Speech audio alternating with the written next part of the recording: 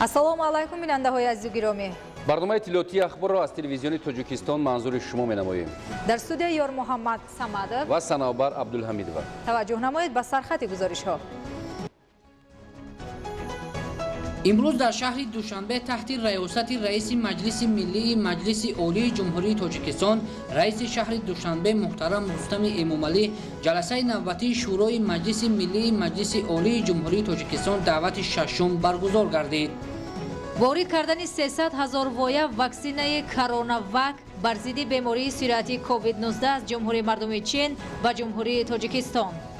раванди корҳои созандагӣ ба истиқболи ҷашни 30-солагии истиқлоли давлатӣ дар шаҳру деҳоти Тоҷикистон. ما 7 انشاءات دیگر رو باید کردیم بعد در زیاده از 35 انشاءات دیگر ساختمان رفته. истифодаи мақсадноки замин асоси фаровон ҳосилист. кишоварзони шаҳри Исфарат дар ҳар порча замини корам зироати кишоварзӣ кишт кардаанд. субҳи имрӯз дар шаҳри душанбе таҳти раёсати раиси маҷлиси миллии маҷлиси олии ҷумҳурии тоҷикистон раиси шаҳри душанбе муҳтарам Рустами Эмомалӣ ҷаласаи навбатии шӯрои маҷлиси миллии маҷлиси олии ҷумҳурии тоҷикистон даъвати шашум баргузор гардид. хабарнигорони мо дар ин хусус гузориш медиҳанд.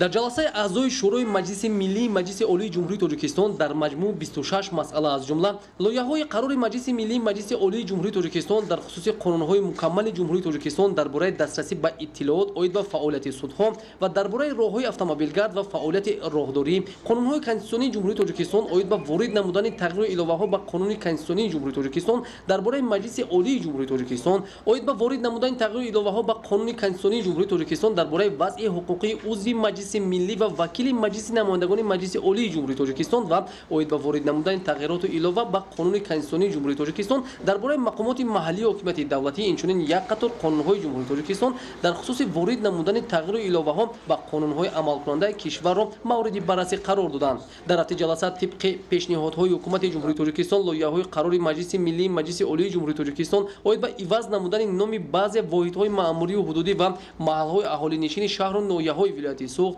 ноҳияҳои Нуробод ва Сангвор баррасӣ карда шуданд. аъзои шӯро инчунин масъалаи рафти иҷрои қарорҳои шӯрои маҷлиси миллии маҷлиси олии ҷумҳурии тоҷикистонро оид ба тавсияҳои муҳокимаи парламентӣ дар мавзӯъҳои вазъи амалигардонии қонуни ҷумҳурии тоҷикистон дар бораи дастгирии давлатии соҳаҳои комплекси агросаноатии ҷумҳурии тоҷикистон, вазъи хизматрасонии тиббӣ ва риояи қонунгузории ҷумҳурии тоҷикистон дар бораи тандурустӣ ва асосҳои ташкиливу ҳуқуқии таъмини рақобати солим ва ҳимояи ҳуқуқи истеъмолкунандагон, мушкилот ва роҳҳои ҳалли онҳо ҳамаҷониба баррасӣ ва муҳокима намуданд. аз рӯи масъалаҳои дар ҷаласа баррасӣ шуда қарорҳои дахлдори шӯрои маҷлиси миллӣ қабул карда шуданд. бо ҳамин ҷаласаи шӯрои маҷлиси миллии маҷлиси олии ҷумҳурии тоҷикистон кори худро анҷом дод.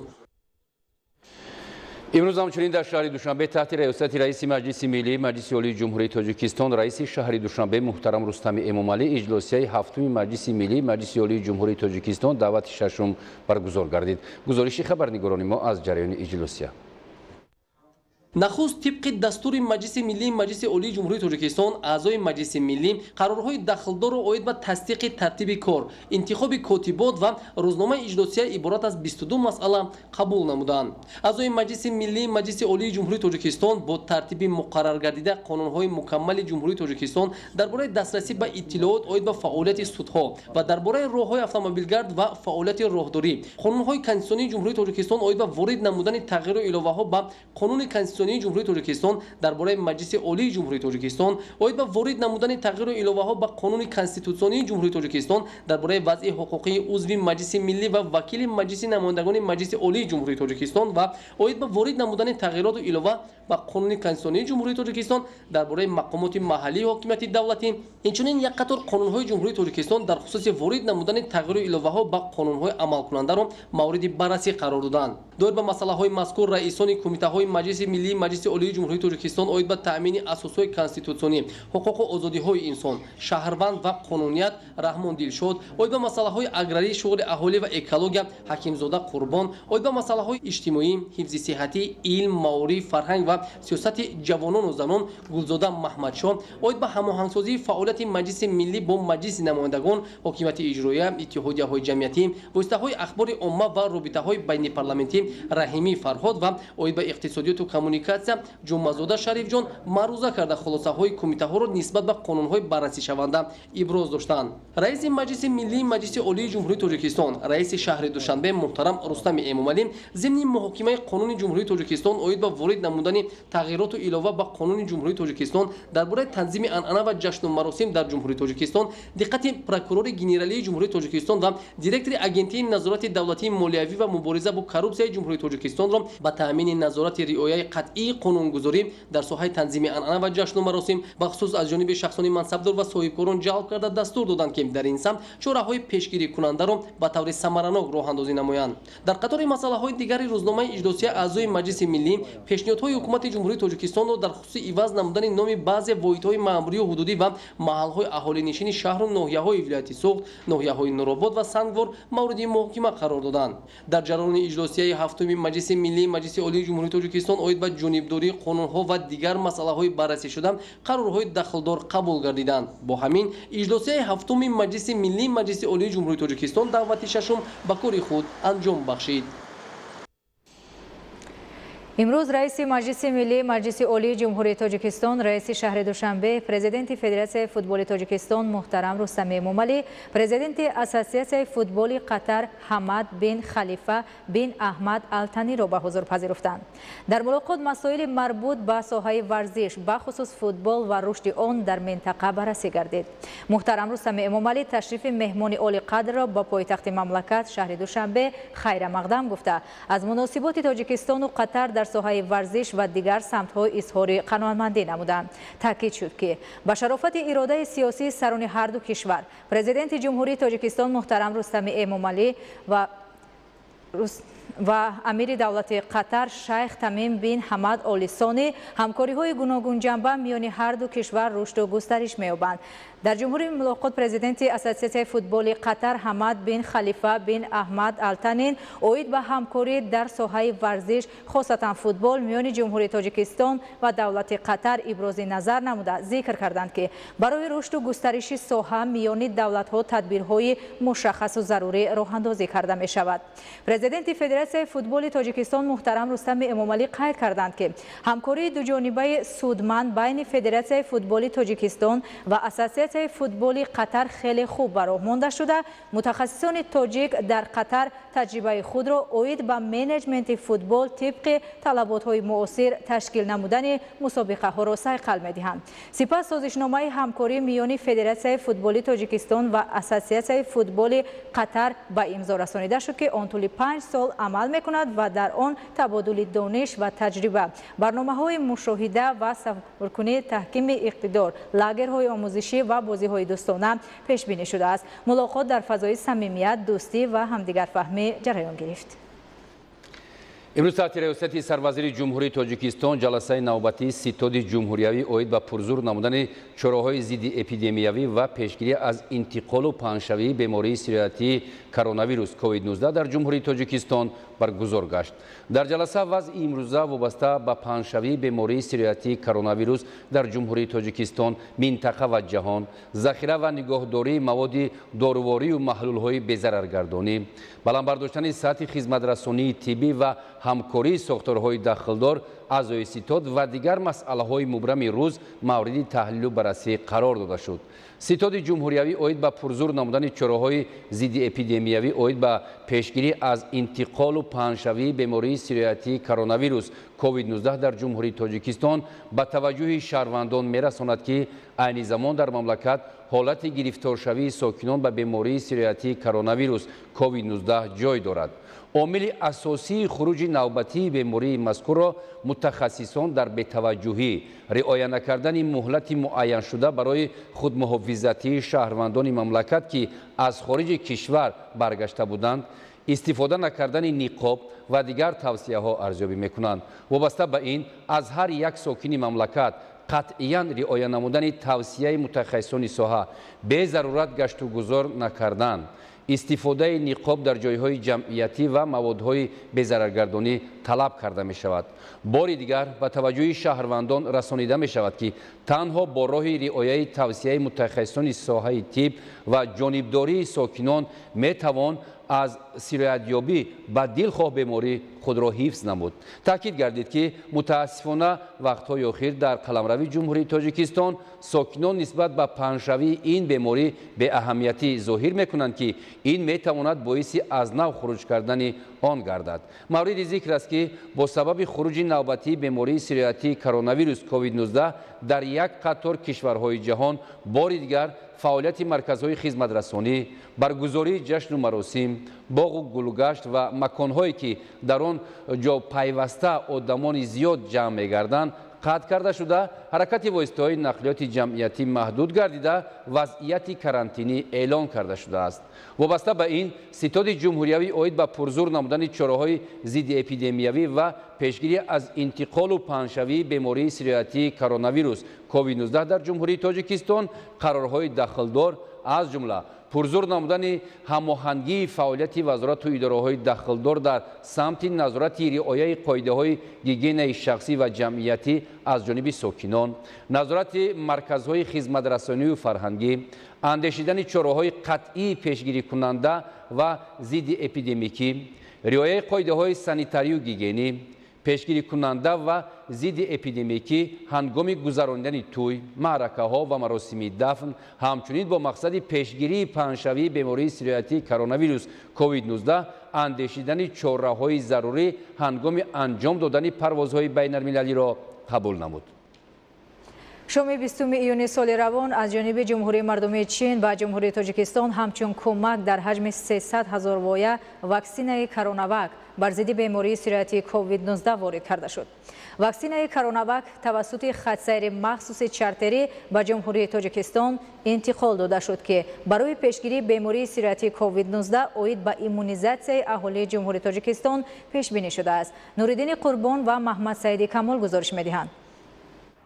дар фурудгоҳи байналмилалии душанбе дар рафти таҳвил ва қабули ваксинаҳо ба Тоҷикистон муовини сарвазири ҷумҳурии Тоҷикистон Матлубахон Сатториён, сафири фавқулода ва мухтори ҷумҳурии мардумии чин дар ҷумҳурии Тоҷикистон Лу Бин, намояндагони вазорати тандурустӣ ва ҳифзи иҷтимоии аҳолии ҷумҳурӣ ва дигар шахсони расмӣ иштирок доштанд. ваксинаҳо аз ҷумҳурии мардумии чин тавассути хатсайри махсуси чартерӣ ба ҷумҳурии Тоҷикистон интиқол дода шуданд. тибқи иттилоъ дар доираи кӯмаки бебозгашти ҷумҳурии мардумии чин ба ҷумҳурии Тоҷикистон дар ҳаҷми 300 000 ваксинаи коронавак бар зидди бемории сироятии COVID-19 интиқол дода шуд. таъкид кардан ба маврид аст ки ҷумҳурии мардумии чин яке аз шарикони стратегии ҷумҳурии Тоҷикистон ба шумор меравад. намояндагони ҳукумати ҷумҳурии Тоҷикистон ҳангоми таҳвил ва қабули ваксинаҳо ба ҷумҳурии мардумии чин изҳори миннатдорӣ баён карда таъкид доштанд ки равобити дуҷониба ва бисёрҷонибаи Тоҷикистону чин дар доираи сиёсати пешгирифтаи сарони кишварҳо сол то сол густариш ёфта марҳилаи нави рушдро касб карданд.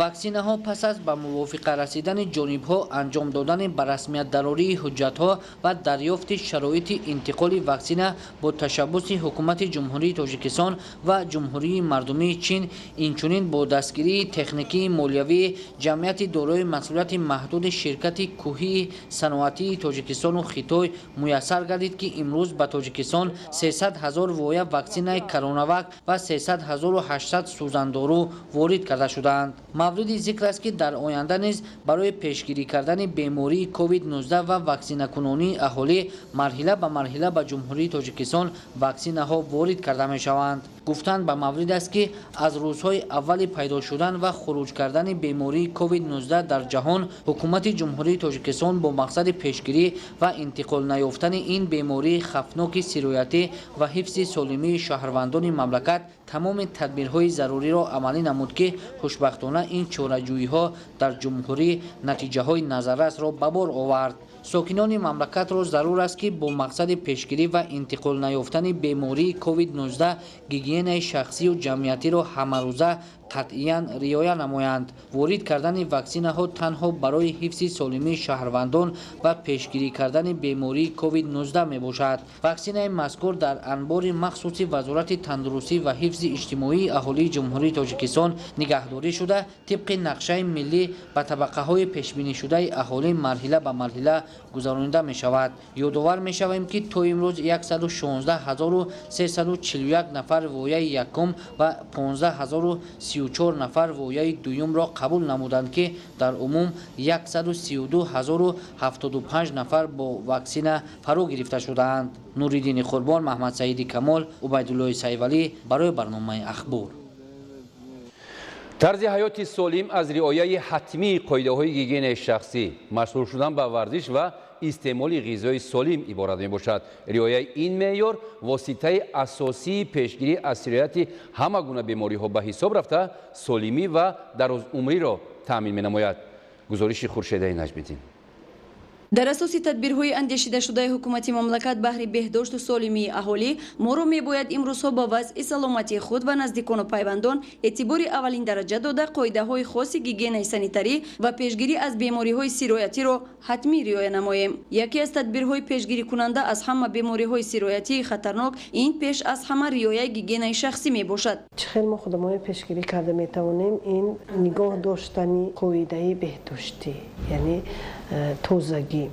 بعد از هر یک دستمون به یگان چیز رسانیدن حتما دست رو با صابون شستن یا با محلول انتیسپتیکا به ضرر گرداندن. بغیر از این ما باید قاعده بهداشتی رعایت کنیم در جایهای جمعیتی، در نقلیات‌های جمعیتی، در کارخانه ها، در مکتب‌های تحصیلاتی که گشت و گذار میکنیم حتما استفاده برای نقاب طبی شرط و ضرور است. باید قید نمود که رعایت گیگینای شخصی و تدبیرهای سری وقتی در انسان فقط به خاطر آن است که سالمی هر یک ساکن مملکت حفظ کرده شود. با قاعده های بهداشتی داخل می شود رعایت گیگینای شخصی هر یک شخص، استفاده برای نقاب های طبی در جایهای جمعیتی، استفاده نقاب طبی برای هر یک کس حتمی می باشد و طرز درست استفاده برای خود را دارد. بعد از هر یک 2 ساعت نقاب طبی باید عوض کرده شود. در حالت تر بودن نقاب طبی باید عوض کرده شود. شهروندان باید طرز درست استفاده برایشان دانند. سالمی هر یک انسان و نزدیکان او از خود شخص وابستگی کلان دارد. چون که در عرفیت میگویند طبیب هر شخص پیش از همه خودی است. از این رو پیشگیری از طبابت بهتر است. چون که حالا فصل گرما حکم فرماست، بیماری های موسمی سرایتی نیز خروج میکنند. از این رو ما باید بیش از پیش به وضع سلامتی خود و نزدیکان و پیوندان اعتبار اولین درجه داده قاعده های خاص سانیتاری، گیگینی و بهداشت را سری وقت و منتظم رعایت نماییم تا سلامتی خود و نزدیکان خویش را حفظ نماییم. خورشیدای نجمیدین، خورشیدی عبدالله، دوشنبه اخبار. ادامه اخبار. امروز در شهر دوشنبه فروم بین المللی جوانان تحت عنوان آینده را با هم میسازیم دایر گردید. در فروم بین المللی جوانان نمایندگان از دولت‌های ازبکستان، قزاقستان، فدراسیون روسیه، بلاروس، مولداوا و آذربایجان اشتراک نمودند. گزارش منوچهری سلیمان. آینده را با هم میسازیم. فروم بین المللی جوانان در شهر دوشنبه در سطح بلند برگزار گردید. در مراسم کشاده‌شوی فرم مذکور نمایندگان کمیته کار با جوانان و ورزش نزد حکومت جمهوری تاجیکستان، مقامات اجرایی حاکمیت دولتی شهر دوشنبه، وزارت کارهای خارجی، وزارت معارف و علم، کمیته رشد سیاحی، کارمندان وزارت و اداره‌ها و جوانان عضو اتحاد دولت‌های مستقل اشتراک نمودند. فرم بین المللی جوانان در دایره نقشه چاره‌بینی‌های ریاست جمهوری تاجیکستان در سازمان همکاری شانگهای، شورای ملی کار با جوانان اتحاد دولت‌های مستقل و اعلام گردیدن شهر دوشنبه همچون پایتخت فرهنگی اتحاد دولت‌های مستقل راه‌اندازی گردید. هدف از برگزاری فرم مذکور این مستحکم نمودن همکاری در سمت کار با جوانان، استوارسازی رشته دوستی بین جوانان اتحاد دولت‌های مستقل، معرفی تاریخ، فرهنگ، آثار پرغناوت ملت تاجیک و امکانیت‌های سیاحی جمهوری تاجیکستان به حساب می‌رود. در فرم بین المللی جوانان تحت عنوان آینده را با هم می‌سازیم، جوانان از دولت‌های ازبکستان، قزاقستان، فدراسیون روسیه، بلاروس، مولداوا و آذربایجان اشتراک نمودند. فرم مذکور از روز 20 تا روز 26 ایون سال 2021 ادامه می‌یابد و در دایره برگزاری برنامه‌ها یکچند чорабиниҳои муҳим ба нақша гирифта шудааст. Мақсади асосии баргузории форум сарҷамъии ҷавонони кишварҳои узви иттиҳоди давлатҳои мустақил ва дигар кишварҳое ки ба мо робитаҳои фарҳангиву иҷтимоӣ доранд аз он иборат аст ки имрӯз ҷавонони тамоми минтақа метавонанд ки аз имкониятҳои фарҳангиву сиёсӣ ва иҷтимоии кишвари азизи мо бархурдор гарданд. дар ҷамъ омад таъкид гардид ки таваҷҷӯҳи махсуси давлату ҳукумат ва сиёсати дурандешонаи асосгузори сулҳу ваҳдати миллӣ пешвои миллат муҳтарам Эмомалӣ Раҳмон нисбат ба насли ҷавони мамлакат аст ки онҳо ба комёбиҳои назаррас ноил гардиданд. ҷавононро ҳамчун ояндасози давлату миллат, қувваи пешбаранда ва нерӯи ҳаракатдиҳандаи ҷомеа эътироф кардани сарвари давлат боиси болидарӯҳӣ ва ифтихори миллии ин қишри ояндасоз гардида, эътимоди онҳоро ба фардои дурахшон қавӣ ва масъулияташонро баҳри ҳифзи дастовардҳои истиқлолияти давлатӣ рӯшан менамояд. имрӯз аксарияти аҳолии Тоҷикистонро ҷавонон ташкил медиҳанд ва нақши онҳо дар ҷомеа баръало эҳсос мешавад. ҳукумати мамлакат ба рушди ҷавонон таваҷҷӯҳи махсус зоҳир менамояд. ҳоло иштироки ҷавонон дар сиёсат, рушди соҳаҳои иҷтимоӣ, иқтисодӣ ва фарҳангӣ назаррас мебошад. дастовардҳои ҷавонони давраи истиқлол дар ҷодаи истеҳсолоту саноат, илму техника, фарҳанг, варзиш ва дигар самтҳои афзалиятнок имрӯз чашмрасанд. Манушери Сулаймон, Ҳафизуллои Саъдулло, Баҳодури Ҳасан, Ахбор. дар ноҳияи шаҳристон ба истиқболи сазовори ҷашни 30-солагии истиқлоли давлатии ҷумҳурии Тоҷикистон корҳои созандагию бунёдкорӣ бо суръат идома дошта, аз 136 иншооти таъиноти гуногун то ин вақт аллакай 104 иншоот сохта мавриди истифода қарор дода шудааст. аз ҷараёни корҳои ободонӣ дар ноҳияи шаҳристон ҳамкорони мо гузориш медиҳанд. ба истиқболи ҷашни 30-солагии истиқлоли давлатии ҷумҳурии Тоҷикистон корҳои созандагию бунёдкорӣ дар ноҳияи шаҳристон идома дошта, аз 136 иншооти таъиноти гуногуни ба нақша гирифта шуда, аллакай 104 иншоот сохта мавриди баҳрабардорӣ қарор гирифтааст. ҳоло корҳои сохтмонӣ дар муассисаи таҳсилоти миёнаи умумии рақами 19 ки аз 2 ошиёна иборат буда, барои 1040 хонанда дар 2 баст пешбинӣ шудааст, бо маром идома дорад. ҷараёни сохтмон дар болопӯши мактаб идома дошта, сохтмончиён азм доранд корҳои бунёдиро дар фурсати муайян шуда ба итмом расонанд. дар доираи корҳои созандагӣ аз маркази ноҳия то деҳаи ободии ҷамоати деҳоти Бунҷикат зиёда аз 5 километр роҳ мунфар шудааст ки барои рафту омади сокинону меҳмонон шароити арзанда фароҳам гардид. қаблан роҳи мазкур ба таъмир ниёз дошту рафту об ба ин масир душвор буд. акнун ронандагону мусофирон бемамоният аз ин роҳ истифода хоҳанд кард. ҳамзамон сохтмони корхонаи бандубасти ширии ҷамъияти дорои масъулияти маҳдуди элитаи шаҳристон бо иқтидори 150 тонна шир дар як моҳ идома дошта, дар сурати ба кор даровардани иншооти истеҳсолӣ 16 сокини маҳаллӣ, асосан занону бонувони хонашин бо ҷои кори доимӣ ва маоши хуб таъмин мешаванд. дар корхонаи мазкур асосан шир пастеризатсия шуда барои истеҳсоли маҳсулоти гуногун ва истеъмоли аҳолӣ пешниҳод мегардад. таъмир ва барқарорсозии биноҳои фабрикаи паррандапарварӣ барои парвариши 110 000 сармурғ низ бо маром ҷараён дорад. طبق اطلاع مسئولان فابریکه پرنده پروری با اقتدار 2200 تن گوشت پرریزی در یک سال بنیاد شده در آن 30 نفر با جای کار تامین میشوند. مساحت عمومی انشاءات زیاده از 7 هکتار را در بر میگیرد. تا حدود فابریکه مرغ پروری زیاده از 2 کیلومتر راه تعمیر و اسفالت‌پوش شده ایستاده است. همزمان تعمیر و ترمیم یک قسم دیدبانگاه حربی قشون‌های سرحدی از حساب خدمات ضد انحصاری نزد حکومت جمهوری تاجیکستان در ناحیه شهرستان به اجرا رسیده ایستاده است که این تدبیر به خاطر فراهم آوردن شرایط خوب برای افسران و سربازان میباشد. در مجموع کارهای سازندگی در ناحیه شهرستان وسعت تازه پیدا کرده. روزهای نزدیک 12 انشاءات ساحه اجتماعی و خدمترسانی از حساب صاحبکاران محلی به استفاده سپاریده میشود. در ناحیه ناصر خسرو با افتخار 30 سالگی استقلال دولتی جمهوری تاجیکستان ساختمان انشاءات معیشی و خدمترسانی با مرام ادامه دارد. ساکنان و صاحبکاران ناحیه نیت دارند که با 37 انشاءات گوناگون تعیینات را ساخته به استفاده دهند. گزارش خدایداد رجب و اسکندر سعید از ناحیه ناصر خسرو. ناصر خسرو از ناحیه‌های دوردست‌ترین ولایت خطلان میباشد که در آوان صاحب استقلالی کشور تأسیس یافته سال از سال در آن انفراساختور کار و خدمترسانی به طلبات زمان جوابگو گردانیده می شود. قابل ذکر است که ناحیه ناصر خسرو در مقیاس ولایت ختلان و جمهوری از اولین ناحیه‌های به شمار می‌رود که ساکنانش قبل از مهلت مقرر گردیده همه بندهای نقشه چهاربینی جشنی را به استقبال 30مین سالگرد استقلال مهن به اجرا رسانیدند و امروزها در این سمت کارهای سازندگی را ادامه بخشیده نیت دارند که تا این جشن عمومی ملی باز علاوه 37 عدد انشاءات گوناگون اجتماعی و خدمترسانی ساخته به استفاده دهند. بخشیده به جشن 30 سالگی اسکول دولتی در ناحیه ناصر خسرو 85 انشاءات در نقشه گرفته شده بود. ما توانستیم که همین 85 انشاءات را به استفاده ببریم. در سال جاری باشد ما 7 انشاءات دیگر را به استفاده ببریم و در زیاده از 35 انشاءات دیگر ساختمان رفته‌اند و در جشن 30 سالگی اسکول دولتی ما هم این را به استفاده می‌بریم. انشاءات فرهنگی، مکتب، باغ فرهنگی، همین انشاءات ضروری بودند. ما توانستیم که در سطح در کاری ضروری امور ساخته به استفاده ببریم.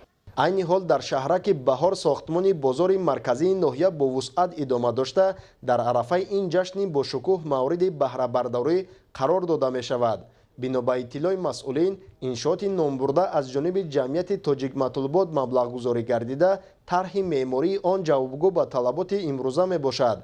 بعد از به فعالیت آغاز نمودن بازار آن از مرکزهای اساسی سودا در ناحیه گردیده بیش از 70 نفر ساکنان با جای کار دائمی تامین می‌گردند. روند چنین تدبیرهای آبادانی و سازندگی در جماعت دهات نوروز هم چشمرس بوده. مسئولین در یکجایگی با ساکنان همت بلند بهر فراهم آوردن شرایط سازگار زندگی یک قطار بنا و انشاءات اهمیت جمعیتی داشته را به استفاده دادند که آن از متحدی و یکدلی اهل جماعتچگی درک می‌دهد. در جماعت دهات نوروز برای 30 سالگی استقلالیت جمهوری تاجیکستان 18 عدد انشاءات نقشه گرفته بودیم. ما تا استقلالیت 38 عدد سپردنی هستیم. مقامات اجرایی حاکمیت دولتی ناحیه ناصر خسرو در فعالیت خود به بهتر نمودن شرایط زیست اهالی توجه خاصه ظاهر نموده برای رسیدن به این هدف در انفراساختار شهرک و دهات نوگانی ها را روی کار آورد که یکی از آنها تامین ساکنان با آب تازه آشامیدنی می باشد. تدبیرهای سازندگی در سمت چراغانکنی کوچه و خیابان و موضعهای سیر و سیاحت ساکنان و مهمانان باشد از رشد روزافزون این ناحیه دوردست گواهی می‌دهد. خدایداد رجب، اسکندر سعید، ناحیه ناصر خسرو برای برنامه اخبار. بیننده‌های گرامی، برنامه اخبار را ادامه می‌دهیم. میانسیتی و رعایت نکردن قاعده‌های حرکت در راه از جانب رانندگان اینچنین به نظارت از جانب کارمندان بازرسی دولتی اتومبیلی باعث می‌گردد که در راه‌های اتومبیلگرد تنبشوی به وقوع آمده ساکنان و مسافران با مشکلات مواجه گردند. اگر یکی از سبب تنبشوی واسطه‌های نقلیات در نزد بازار کاروان چنین به اهمیتی باشد، عامل دیگر این در جایهای ناموافق گذاشتن واسطه‌های نقلیات از جانب رانندگان میباشد. صدرالدین سراج‌الدین گزارش می‌دهد. تنبشوی نقلیات عامل است در انجام کاری سریوقتی مانع ایجاد می‌سازد و باعث عصبانی شدن رانندگان خواهد گردید. امروز بازار کاروان شهر دوشنبه تجدید شده ایستاده است و در جای انشاءات پست ناموافق به زمان مرکزهای سودای خدمترسانی نو بنیاد می‌گردد. کارمندان بازرسی دولتی اتومبیلی یک سبب به وقوع پیوستن تنبشوی نقلیات را در نزد بازار مذکور به همین مربوط می‌دانند، زیرا برای گذاشتن واسطه نقلیات هنوز جای موافق وجود ندارد و رانندگان در دلخواه نقطه توقف میکنند. بهر برطرف نمودن این مشکل در کوچه نزد بازار کاروان چند نفر از ناظران راه سفربر شدند، ولی با وجود این تنبشوی زیادی نقلیاتی مشاهده میگردد. ضمن نواربرداری معلوم گردید که رانندگان بے پروا در دلخواه جای ماشین خود را باز می‌دارند و در به وقوع پیوستن تنبشوی اساس می‌گذارند. این هم در حالی است که از جانب ناظران راه نسبت به نفران قاعده را ویران نموده پروتکل‌های مأموری ترتیب داده شده. همچنین چند عدد واسطه نقلیات را توسط اواکواتور به جریمه‌گاه انتقال دادند. به گفته ناظران راه مقدار زیادی ماشین‌های سبکروی که در شفت راه غیر قانونی گذاشته شدند از آن سوداگران و تاجران بازار میباشد و آنها ده ها مرتبه огоҳонида шудаанд. ҳатто ба роҳбарияти бозор ҳам муроҷиат намуда тавассути баландгӯякҳо аз соҳибони воситаҳои нақлиёт баҳри риоя намудани қоидаҳои ҷорӣ, аз ҷумла нигоҳ надоштани мошин дар ҷойҳои номуайян даъват ба амал овардаанд. вазъ дар шафати бозори калонтарини пойтахт Корвон ногувор аст ва дар баъзе ҳолат аз як канори бозор то канори дигар соатҳо лозим мешавад ки мусофирону ронандаҳо рафта бошанд. танҳо давоми чанд соате ки фаъолияти нозирони бозрасии давлатии автомобилиро рӯи навор овардем, онҳо нисбат ба 15 нафар ронанда дар асоси моддаи 324 протоколи қоидавайронкунӣ тартиб дода, ҳамчунин 5 адад воситаи нақлиётро ки дар қатори дуюми роҳ гузошта шуда буданд ба таваққуфгоҳи ҷаримавӣ бурданд. сабаби дигари сарзадани чунин ҳолат, яъне тамбашавии воситаҳои нақлиёт аз ҷои номуайян гирифтани мусофир ва фаровардани онҳо аз ҷониби ронандаҳои нақлиёти мусофирбар мебошад. ин зан корманди вазорати тандурустӣ мебошад ва дар баробари он ки падараш ба қоидавайронкунӣ даст дадааст, нисбат ба нозирони роҳ ва гурӯҳи эҷодии барнома дағалона рафтор намуда, бо суханҳои қабеҳ ҳар гуна дашном ҳам дод. аксаран нафароне ки дар хати дуюми ҳаракати роҳ таваққуф карда ба қоидавайронкунӣ даст мезананд, дорои мошинҳои гаронарзиш мебошанд. тавассути роҳи мазкур нафарони коррафтода аз шаҳру ноҳияҳои вилояти Хатлон ва ноҳияи Рудакӣ ба Душанбе меоянд. акнун тасаввур кунед ки дақиқаҳои зиёд банд мешаванд ва дар баробари асабонӣ шудан ҳамчунин ба ин ё он коре ки шояд зуд бояд паяш бошанд дер мекунанд. чизи дигаре ки давоми чанд лаҳза мушоҳида гардид, ин убури ғайриқонунии роҳ аз тарафи пиёдагардон аст. дар ҳамин замина аз ҷониби кормандони бозрасии давлатии автомобилӣ нисбат ба чанд нафар бо дастрасии моддаи 340 протоколи ҳуқуқвайронкунӣ тартиб дода шудааст. омили дигари тамбашавии нақлиёт дар роҳи мазкур ин машғул шудани гурӯҳе аз шаҳрвандон ба савдои сарироҳист. нозирони минтақавӣ сари ҳар соат онҳоро аз сари роҳ дур мекунанд, вале дере нагузашта, аниқтараш баробари дур рафтани нозир аз мавзеъ, онҳо боз такроран молу маҳсулоти худро болои асфалт ва дар шафати роҳ гузошта ба савдо машғул мешаванд. инҷо харидорон ҳам ба ташкил гардидани савдои сарироҳӣ асос мегузоранд. ҳар он чизе ки дар сари роҳ ба фурӯш гузошта шудааст, дар дохили бозор дар ҷои тозаву озода вуҷуд дорад, аммо харидорон ба дохили бозор нарафта аз ҳамин ҷо харидорӣ менамоянд, ки ин ҳам аз маърифати пасти онҳо дарак медиҳад.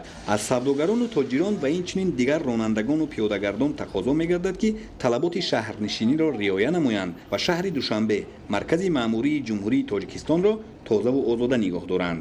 Садриддин Сироҷдин, Маҳмад Саиди Камол барои барномаи ахбор. бахшида ба рӯзи ваҳдати миллӣ дар корхонаи воҳиди давлатии бонки саноату содиротии Тоҷикистон Саноат Содирот бонк бо иштироки доираи васеи соҳибкорон ва намояндагони вазорати идораҳои дахлдор чорабинии тантанавӣ доир гардид. идомаи мавзӯъ дар гузориши хабарнигорони мо. низоми молиявии Тоҷикистон махсусан соҳаи бонкдорӣ давоми солҳои соҳибистиқлолӣ бо шарофати тадбирандешиҳои ҳукумати мамлакат рушд намуд. имрӯз бонкҳои Тоҷикистон рақобатпазир ба бозори иқтисодӣ буда хизматрасониҳои мушаххасеро ба шаҳрвандон пешниҳод менамоянд. бо мақсади такмили низоми молиявии мамлакат, махсусан дастгирии соҳибкории хурдумиёна санаи 19 июни соли 2020 корхонаи воҳиди давлатии бонки саноату содироти Тоҷикистон Саноат Содирот бонк таъсис дода шуд. имрӯз дар бонки мазкур бахшида ба 24 солгарди рӯзи ваҳдати миллӣ ва яксолагии ташкилёбии бонк чорабинии тантанавӣ баргузор гардид.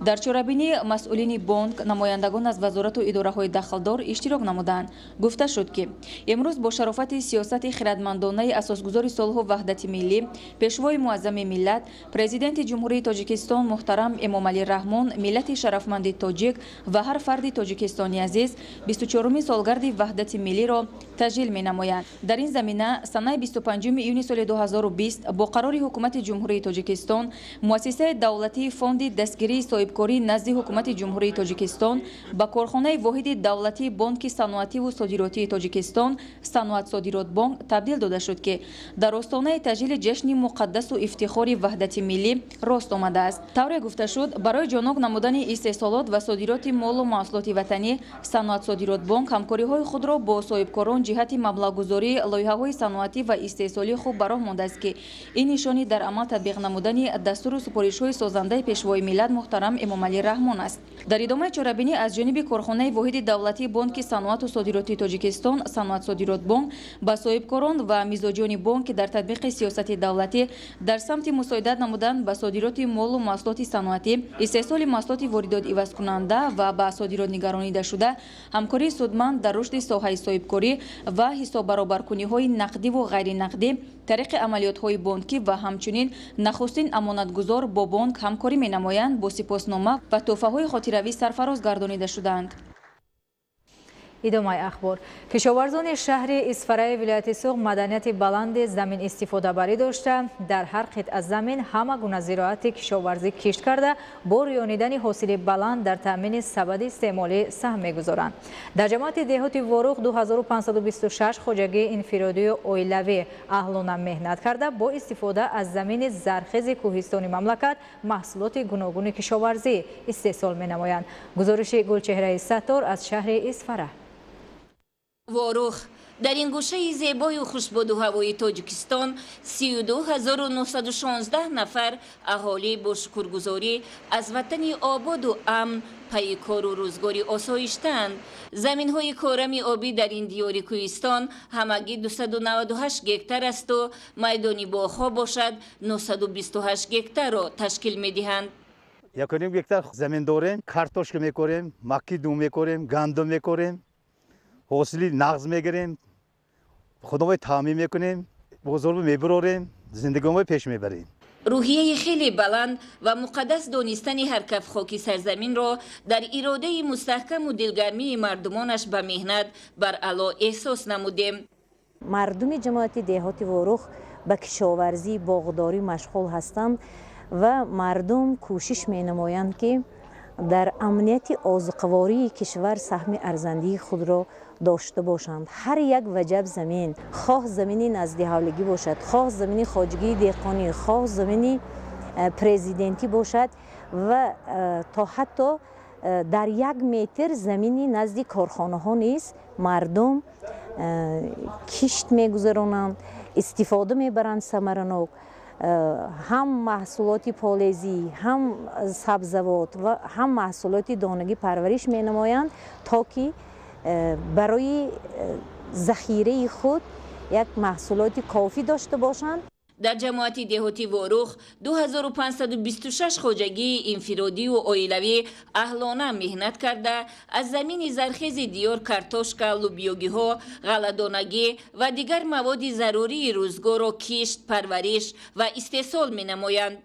در زمین های نزد حولگی خود پمیدار، لوبیا، کارتوشک، جواری مکه و دیگر محصولات ها را نیز کاشته زندگی خود را پیش می بریم. مردمانی سربلندش از قطعه های زمین نزد حولگی، زمین های پرزیدنتی و حصه‌ای که در خواجگی های دهقانی دارند با ثمر استفاده میبرند. ساکنان باننگ و ناموسی واروخ هر کف خاک پرقیمت کوهستان دیار را ثمرناک استفاده میبرند تا روزگاری آباد و زندگی شایسته داشته باشند. در جماعت دهاتی واروخ 32,916 اهالی زندگی میکنند و قطعه هایی که به گروه زمین های نزد حولگی داخل می شوند همگی 360 گکتر را تشکیل می دهند. در مجموع زمین هایی که به گروه محلی اهالی نشین داخل می شوند 630 گکتر و قطعه های زمین کارم آبی نزد حولگی 360 گکتر است که هر یک وجبش را ساکنان مهنت‌قرینش به منفعت استفاده می برند. امروز منزل زیست واروخ به یک منزل تبدیل یافته است که در آن همه چیز زراعتی خواجه قشلاق دیده می شود. از درخت های حاصلخیز، سیب، زردآلو، آلوچه، گیلاس، آلو وجود دارد. همه زراعت های پالزی کاشته می شود.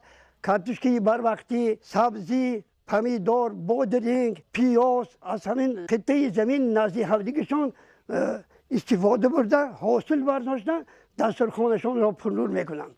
مردمان دهه واروخ از میوه های شهدبار و از جهت اکولوژی تازه‌اش برای تیر ماه و زمستان ذخیره نموده به دهقانی گردانیدن طلبات استعمالی اهل خانواده باقی مانده‌اش را به بازار میبرند. در مساحت 10 هکتار من کارتوشک از حساب خودی سهامداران کشت کردیم. همه ذخیره همین تخم از حساب خودمان برای ذخیره میکنیم برای زمستان گذرانی. مرز معموری این دهاتی دوردست و بهشت‌آسای دیار 12,000 گکتار را تشکیل می‌دهد و مردمانش از حاصل مهنت حلال و دلگرمانه زندگی با برکت دارند. بیشتر 20% دورنمای کشت و پرورش پخته ناحیه قبودیان در خواجگی تخم پروری اویستو پرورش می شود. خواجگی مذکور سیر صاحب بوده در برابر پخته‌کاری با غله‌کاری، آبچه‌کاری و استحصال پولیزی فراوانی بازارهای داخلی را تامین می نماید. گزارش عبدالرزاق عزیز از ناحیه قبودیان. حاصل امسالهای غله‌زار در قیاس با سالهای پیشین بیشتر به نظر می رسد. مسئولین بخش کشاورزی در ناحیه قبودیان به افزایش حاصل گندم اعتمادی قوی دارند. مخصوصا در کوپراتیو تجارتی اویستو حاصل زراعت بیش از 50 سنتنری ارزیابی می شود. به گفته مقامات در چنین صورت امکان دارند که نیاز سالانه خود را با گندم تامین نمایند. کشاورزان ناحیه در میدان 2503 گکتار زمین کشت گندم 105 گکتار جو کشت نموده. امروز جمع‌آوری حاصل آن متشکلانه دوام دارد. حاصل غله‌دانگی خود قناعت بخش بوده. از هر یک گکتار زمین تا 50-55 سنتنری حاصل رویانده ایستادند. قسمی بیشتری غله‌زار در ناحیه قبودیان جمع‌آوری شده است. به گفته متخصصان میزان تولید محصولات در بعضی از واحدهای کشاورزی تا 60 سنتنر هم برابر است. این در حالی است که سالهای گذشته تا 20-25 سنتنر حاصل می‌گرفتند و خلاص. با دلیل مساعد آمدن بهار امسال حاصل همه نمود غله‌دانه به اندازه کافی دانسته شده است.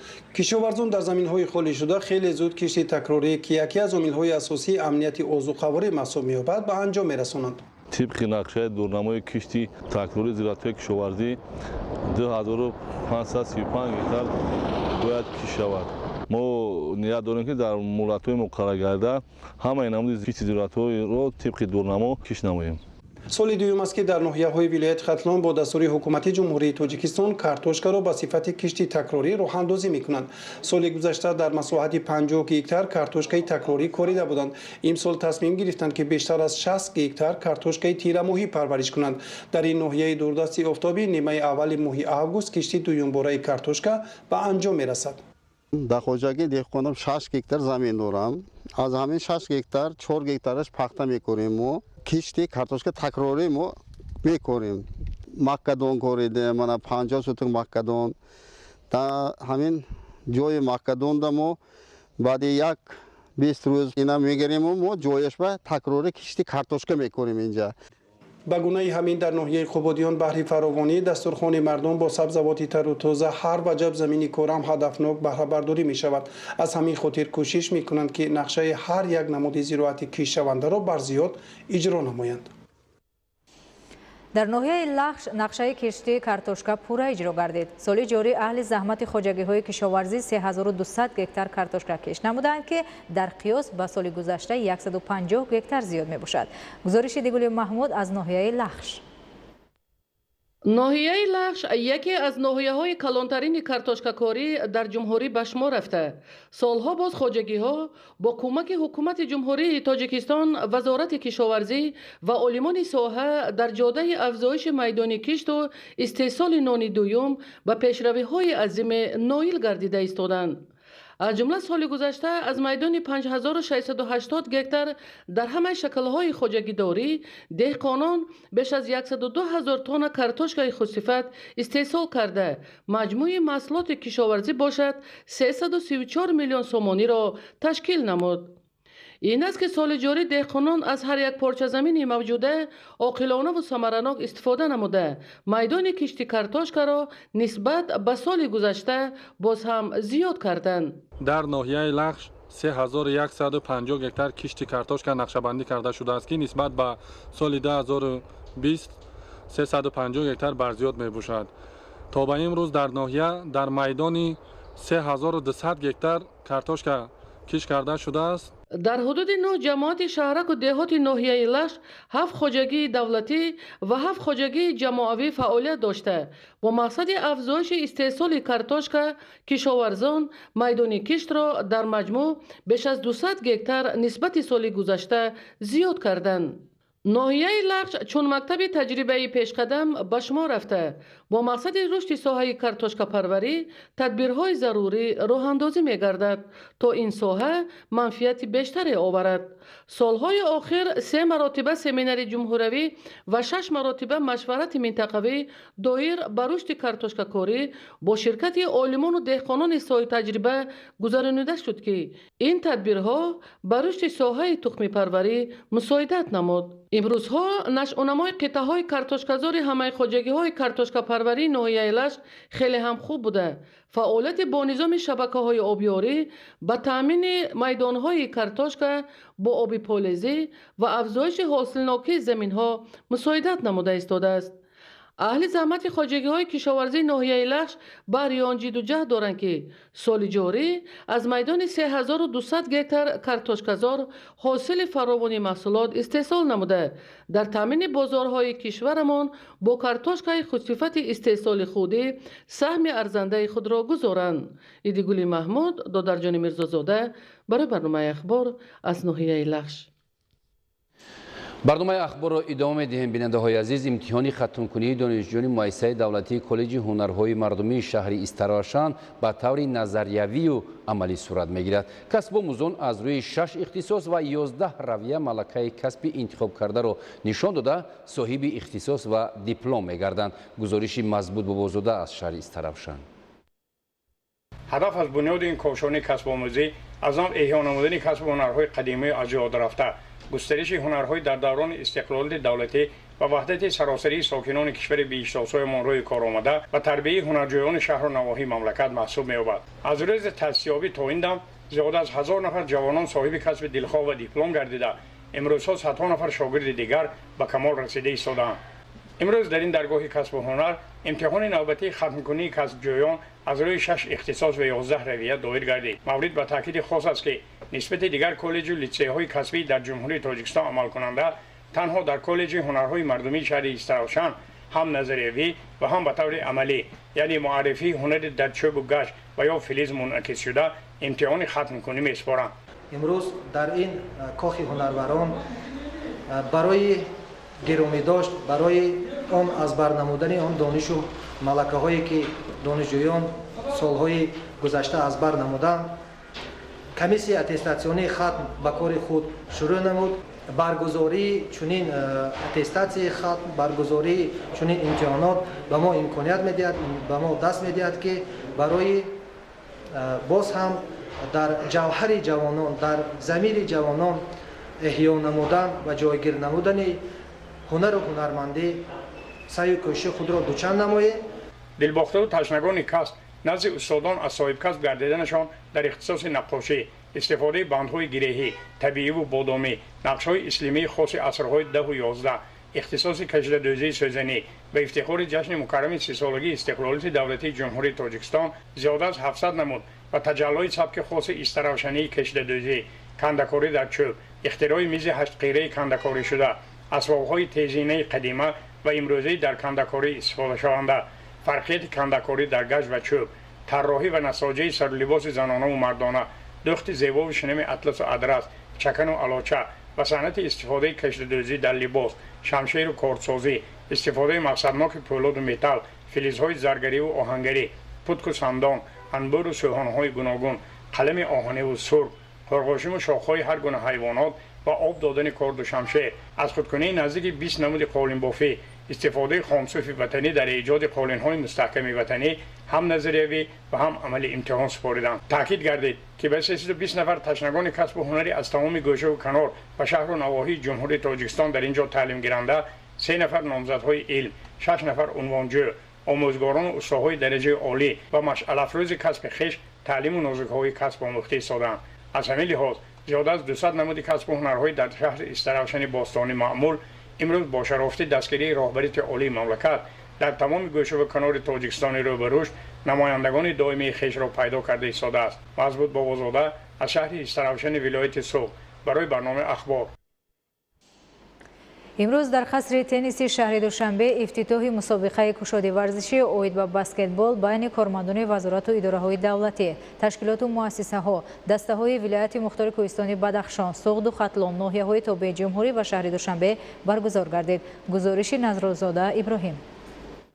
бо мақсади оммавияти варзиш ва тарғиби тарзи ҳаёти солим, мусобиқаҳои кушоди варзишӣ аз намудҳои шиноварӣ байни мардон ва занон, баскетбол ва тенниси рӯи миз байни занон ва мардон, миёни варзишгарони касбӣ ва ғайрикасбӣ, байни кормандони вазорату идораҳои давлатӣ ва ташкилоту муассисаҳо аз 19 то 30 июни соли равон барои дарёфти ҷоми раиси шаҳри Душанбе баргузор мегардад. Имрӯз дар қасри тенниси шаҳри Душанбе ифтитоҳи мусобиқаи кушоди варзишӣ оид ба баскетбол байни мардони кормандони вазорату идораҳои давлатӣ ва ташкилоту муассисаҳо ва дастаҳои вилояти мухтори кӯҳистони Бадахшон, Суғду Хатлон ва ноҳияҳои тобеи ҷумҳурӣ ва шаҳри Душанбе баргузор гардид. Дар маросими кушодашавӣ намояндагони мақомоти иҷроияи ҳукумати давлатии шаҳри Душанбе, Кумитаи кор бо ҷавонон ва варзиши назди ҳукумати ҷумҳурии Тоҷикистон ва дигар сохторҳои марбута иштирок намуданд. бо мақсади тарғибу ташвиқи тарзи ҳаёти солим ва ҷалби бештари сокинони пойтахти азизамон шаҳри Душанбе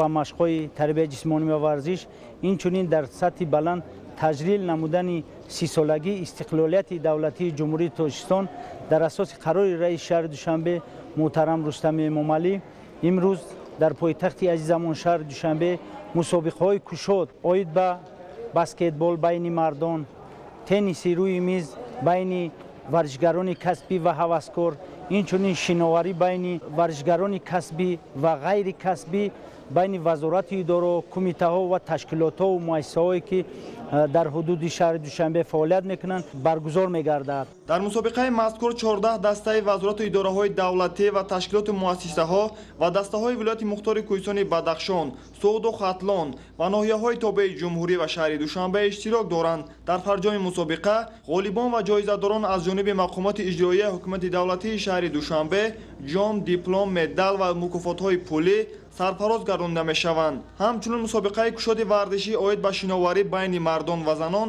барои дарёфти ҷоми раиси шаҳри Душанбе бахшида ба 30-солагии истиқлолияти давлатии ҷумҳурии Тоҷикистон ҷамъбаст гардид. мусобиқаи кушоди шиноварӣ аз рӯи намудҳои шинои тарзи озод, пуштнокӣ, баттерфлай ва брас дар масофаҳои 50, 100 ва 200 метр байни писарон ва духтарон сурат гирифта, ғолибони ҷоизадорон тариқи зайл муайян гардиданд.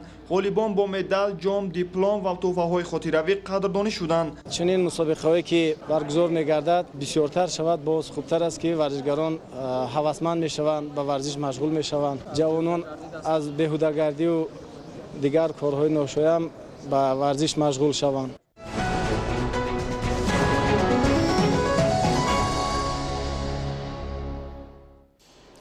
бинандаҳои гиромӣ, чунин буданд хабарҳои барои ин соат омода шуда. бароятон беҳтарин хушиҳои зиндагиро таманно дорем. саломат бошед.